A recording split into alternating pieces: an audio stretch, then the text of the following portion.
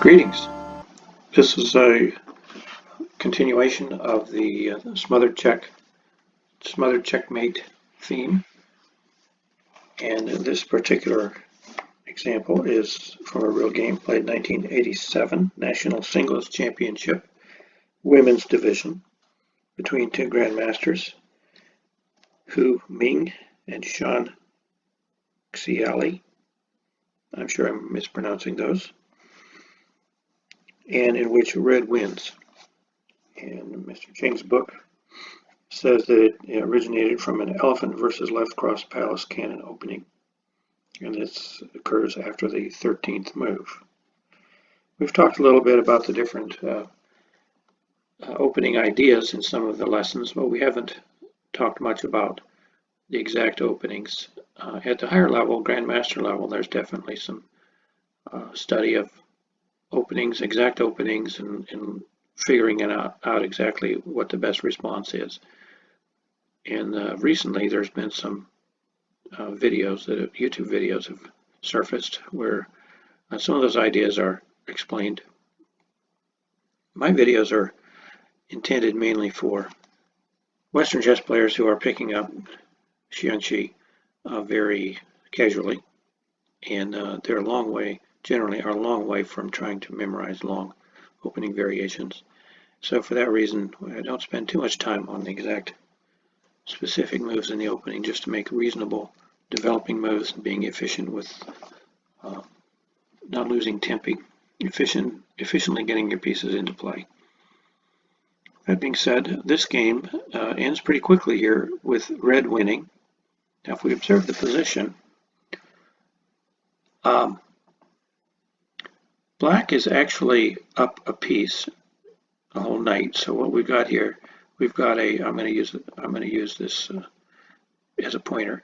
That there's a chariot here and a chariot there for Black, and then he has a horse, as well as one cannon. Now on Red's side, he's got, or she has, chariot, then there's a cannon, and then one horse. So, and the pawns are about equal. So Red is actually down a horse, and yet Red wins very quickly here.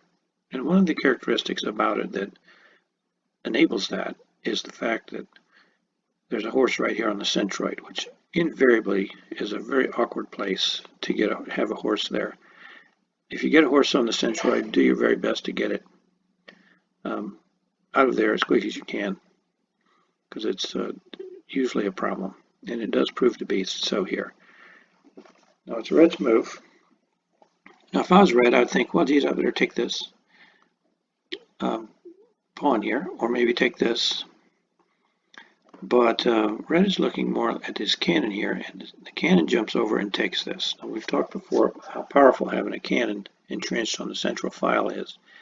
And what it does is it immobilizes both of these pieces, because neither one can move. Because the king is here, and neither one of these pieces is allowed to move away for any reason, like he can't go there, because it would be in check. And so having the cannon entrenched there on the center is very powerful. Red, though, thinks she's going to win some material, and she goes way down to here. And the reason she thinks it's going to win material, see now this guy is on pre from this horse. Simultaneously, this cannon is attacking the rook. So it looks like Black is going to win another piece. Red, though, is looking ahead a little further and sees that that's not the case. That's not. She has something in mind here. Now, remember now, this horse down here being in an awkward place. If this was an advisor here, this combination would not work, but watch what happens. He's going to move this, she's going to move this chariot way down here with check. The king has to take. Then rook over with check. King has to move. Now here's where she is setting up a mate. That's a little tricky, watch. King over. As passive as that looks, this creates a checkmating threat that is virtually unavoidable.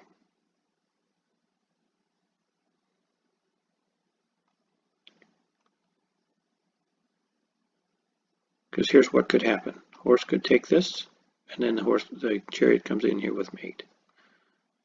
Or let's see.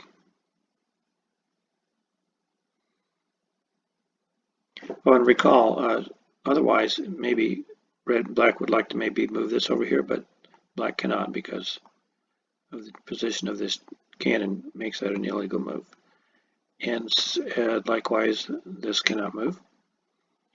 And so there's really no defense to the mate. And checkmate. It's a wonderful example. And it is, he's calling this a smothered mate. Chariot protected by the king, but the point is the escape squares are occupied by awkwardly placed friendly pieces on the black side. That's all for this position. Let's back up and just look at it again real quickly.